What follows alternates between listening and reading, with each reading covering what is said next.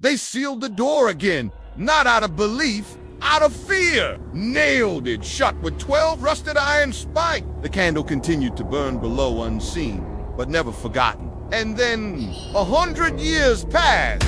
Enter Enwyn, a quiet woman, a historian. She inherited her great-grandmother's home in Threventon Hollow. She liked old books, warm fires, and silence. When she arrived, the villagers welcomed her, but their eyes were wary. One old woman took her hand and whispered, "Don't go near the chapel." It remembers who walks too loud. Enwyn smiled. She wasn't afraid.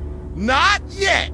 Then came the long night. A wind howled through the hollow. The fire sputtered in her heart. And somewhere below the floorboard she heard it. HSSSSSS's. Once, then again, the candle calling to the old chapel, to the trap door, still nailed, but one nail loose. Fresh scratches in the wood, as if something had moved. She knelt, placed her ear to the wood. No wind, no noise, and then a voice, faint, like a breath in winter. Cold, so cold. Welcome to my channel. Today, we begin a new story. Also, welcome to my new studio. It's different, but the same. Well, hopefully different, but the same. Let me know what you think. As for this tale, it begins like many do, with an ancient evil stirring in its sleep. The year is 1923. Our world is recovering from the Great War.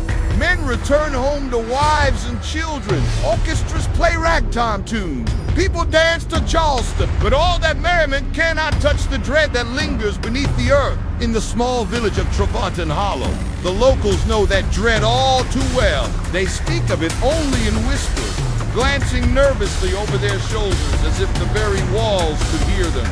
After all, the earth remembers those who walk too loud. And in this tale, there are two kinds of folk.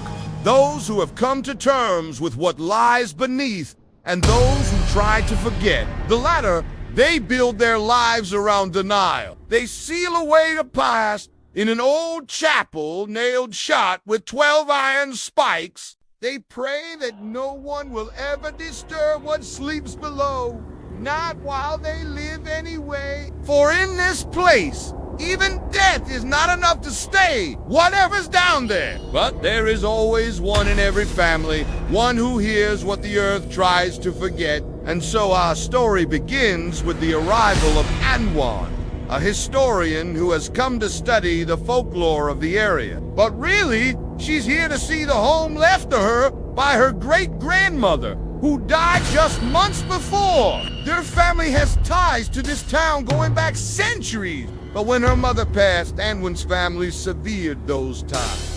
Now she's returned to uncover why.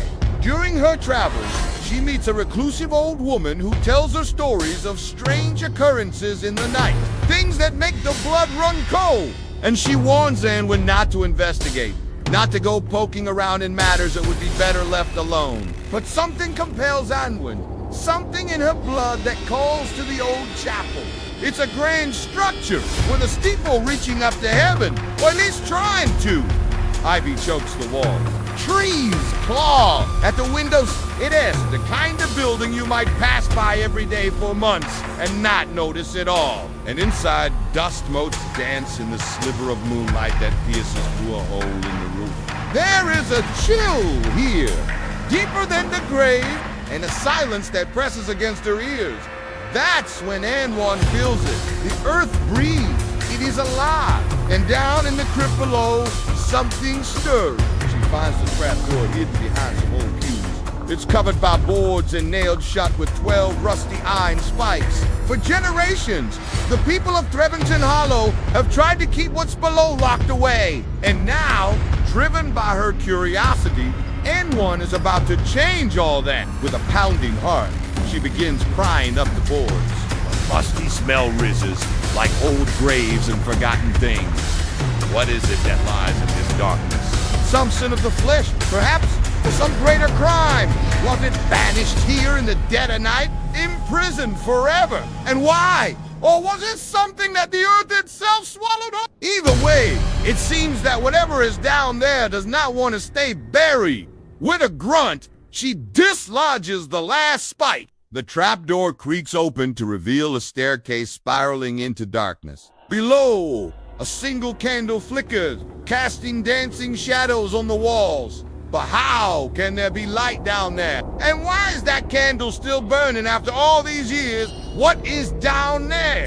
And why is it still burning? We find the answers to both questions in the flickering shadows of the candlelight. For 100 years, this place has waited, dreaming of revenge. The villagers banished it here, thinking that it would be safe, that they had trapped it forever. But it waited, growing stronger, hungrier, until finally it was ready to strike back. As soon as one of the nails came loose, it knew. It sensed the vibrations in the earth, the shift in the ground above. And when unwind came, it knew she would be the one. It reached out, clawing at the wood, tasting the warmth of the living above. It smelled her fear and it grew stronger, impatient. Finally, with the coming of the long night, the storm raged above, drowning out the scratching. No one would hear except the sleeping. But when the wind howled through the hollow, anyone did hear it. She heard the scratching, the bleeding, and she couldn't ignore it any longer. She had to see, she had to know. Forgetting her fear, she descended the stairs, her candle held high. She doesn't know how deep they go, these stairs, nor what manner of horror awaits her in the dark. But she does know that whatever is down here, it is waiting for her. And as she moves into the shadows, the stairs seem to sigh, settling back into the earth like a skeleton. The candle flame jumps and dances in the darkness. In the distance, she thinks she hears the sound of wings beating.